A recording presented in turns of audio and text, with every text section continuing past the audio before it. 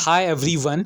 आज के इस वीडियो में हम लोग क्लास 7 का मैथ्स का 5 इंपॉर्टेंट क्वेश्चन पढ़ने वाले हैं। ठीक है, लेकिन आज मैं आपको नहीं पढ़ाऊंगा, आज एक स्टूडेंट पढ़ाएगा। ठीक है, मैंने जिस बच्चे को कोर्स में पढ़ाया है वो तो वही आपको यहाँ पर पढ़ाएगा। ठीक है, मैंने वहाँ पे पूरा ख़त्म कर दिया है। ठीक है, अगर आप भी प्रिपरेशन करना चाहते हो तो नया बैच भी शुरू होने वाला है, न्यू बैच। तो 200 रुपीज़ का कोर्स आता है, आप लोग ले लो। लिंक डिस्क्रिप्शन कमेंट बॉक्स पे पिंड है, कोर्स को ज्वाइन कर लो। ठीक है, सिर्फ 200 रुपीज़ में पूरा प्रिपरेशन।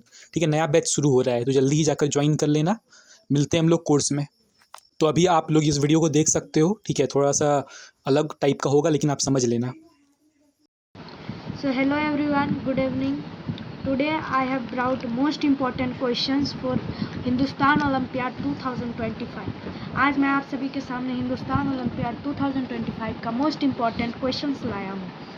ये सब क्वेश्चंस बहुत ही ज़्यादा इम्पोर्टेंट है, आप इस सब का प्रैक्टिस कर लीजिएगा। पहला क्वेश्चन है 6 पावर 4 डिवाइडेड बाई 6 पावर 2। तो इसका एक फॉर्मूला है, यानी एक कंसेप्ट है कि इफ़ बेसिस आर सेम, तो डिवाइड में बेसिस अगर सेम है तो पावर से पावर सब्सट्रैक्ट कर सकते हैं। तो बेसिस सेम है तो बेस को लिख लेंगे, फिर 4 माइनस 2 तो 6 पर पावर 2। अगर इसको एक्सपोनेंशियल फॉर्म में कहेगा तो 6 पर पावर 2 ही लिखना है। अगर इसको सिंपल मेथड में बोलेगा तो 6 पर पावर 2 यानी 6 इंटू 6 इक्वल्स टू 36 कर देना है। बट आपसे मोस्टली एक्सपोनेंशियल फॉर्म में ही पूछेगा, मीन्स ऐसे बनाना। अब यहाँ पर था कि ये साइड वाला हमारा राइट हैंड साइड वाला छोटा था इसलिए सब्सट्रैक्ट कर दे रहे थे, पर क्या होगा राइट साइड वाला बड़ा हो, तो इसके लिए भी एक कंसेप्ट है। तो इसके लिए हमको 1 डिवाइडेड बाई मीन्स फ्रैक्शन लगाना है और 6 पर पावर 12 माइनस 8 करना है। इससे क्या होगा 6 पर पावर 4 आ जाएगा, ऐसे आप लिख दीजिएगा, यही आएगा। अगर इसको बहुत सिंपल मेथड में पूछेगा तो आप ऐसे लिख सकते हैं 6 इंटू 6 6 इंटू 6 6 इंटू 6 6 6 जा 36 36 36 6 जा 36 6 जा। मोस्टली आपसे इसी तरह का क्वेश्चन पूछेगा तो ऐसे कर देंगे, नहीं तो यहाँ पर मल्टीप्लाई करके कर सकते हैं। 36 इंटू 6 इंटू 6 मीन्स 36, तो ऐसे कर देंगे 36 6 6 36 6 बाकी 3 3 6 18 3 21 इंटू 6। उसके बाद आ जाएगा हमारा 6 6 जा 36 3 1 6 और 3 9 एंड 3 9 2 6 जा 12। So the correct answer will be 1296 अगर आपसे सिंपल फॉर्म में पूछे तब। पर मोस्टली आपसे एक्सपोनेंशियल फॉर्म में पूछेगा, एक्सपोनेंशियल क्वेश्चंस में ही पूछता है, तो ये एक्सपोनेंशियल फॉर्म में ही बनाना है। जो सिंपल मैं आप लोग को कंसेप्ट क्लियर करवाने के लिए ऐसे बता दूँ। अब दूसरा क्वेश्चन है the distance between earth and sun is approximately इतना metres, how can be expressed in standard form. तो स्टैंडर्ड फॉर्म में कन्वर्ट करने के लिए हमको सबसे पहले क्या करना है, तो हम इस डिजिट को लिख लेंगे।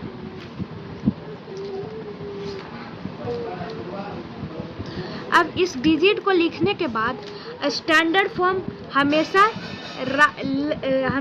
लेफ्ट साइड के 1 डिजिट बाद आता है, तो यहाँ पर हम डेसिमल लगा देंगे और ये डिजिट में लिख देंगे 1.46। जो न्यूमेरिकल वैल्यू है उसको हम डिजिट में लिख देंगे, जीरो को नहीं लिखेंगे, न्यूमेरिकल जो रहेगा उसी को लिखना है। और उसके बाद फिर हम लोग जहाँ डेसिमल पुट किए हैं यहाँ पर, तो इसके राइट साइड वाला डिजिट को काउंट करना है 1 2 3 4 5 6 7 8 9 10। सो वी विल पुट 10 पर पावर 10, ये होगा। मतलब इस साइड वाला काउंट करना है, ऐसे तो इसका मतलब वही होता है। अब अगला question, are triangle has sides of length 9 centimetre 12 centimetre and 15 centimetre, is it a right angle triangle. एक ट्रायंगल का लेंथ, साइड का लेंथ का साइड है 9 सेंटीमीटर 12 सेंटीमीटर 15 सेंटीमीटर, तो क्या ये राइट एंगल ट्रायंगल है। तो इसके लिए एक हाइपोथेसिस कंसेप्ट होता है कि अगर वो ट्रायंगल, अगर उसका लेंथ वो अगर उसका एंगल राइट एंगल ट्रायंगल है तो उसका क्या होगा, तो उसका जो इसका 15 सेंटीमीटर का जो होगा इसका स्क्वायर इक्वल होना चाहिए किसका, 9 सेंटीमीटर स्क्वायर का और 12 सेंटीमीटर स्क्वायर का। तो यहाँ पर हम देखेंगे 15 का स्क्वायर होता है 225, 9 का 11 और इसका 144। अब देखें इक्वल है, आ गया, तो इक्वल आ गया, इसका मतलब ये राइट एंगल ट्रायंगल है। Yes, it is right angle triangle.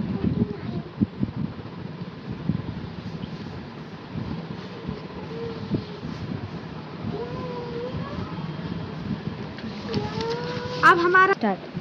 अब फोर्थ क्वेश्चन है, the ratio of length to the breadth of rectangle is 5:3। If the perimeter of rectangle is 64 centimetre, what is the length of rectangle. कह रहा है कि उसका length to breadth का ratio है 5:3 यानी 5:3 अनुपात 3। If the perimeter of rectangle मतलब उसका पेरीमीटर 64 सेंटीमीटर है तो उसका लेंथ क्या होगा। तो इस क्वेश्चन को सॉल्व करने के लिए हमको एक्स का मेथड लेना पड़ेगा। तो let the length and breath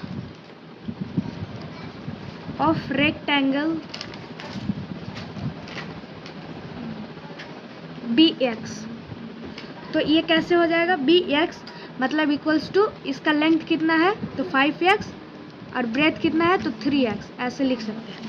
अब इसका लेंथ और breadth, if the perimeter of rectangle is इतना, तो पेरीमीटर का फॉर्मूला क्या होता है, पेरीमीटर ऑफ रेक्टेंगल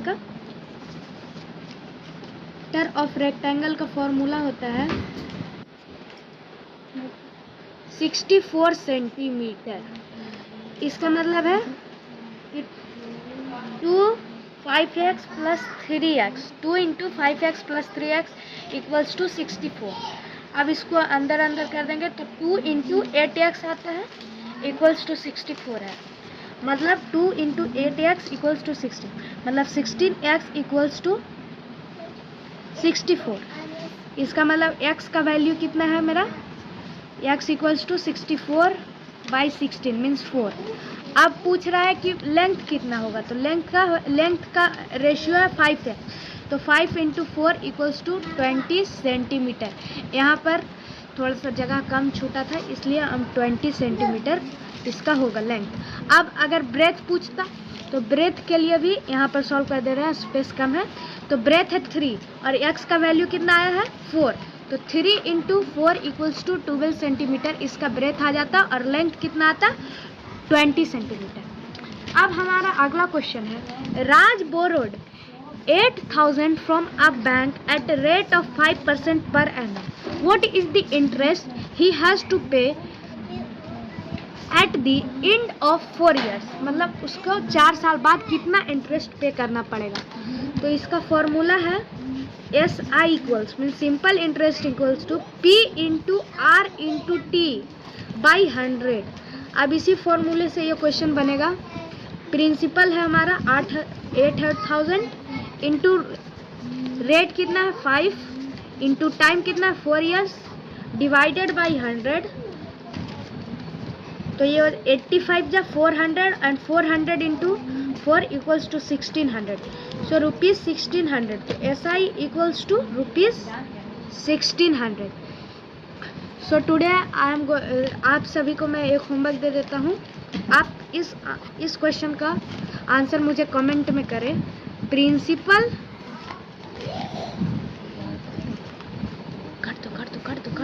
कर दो रे।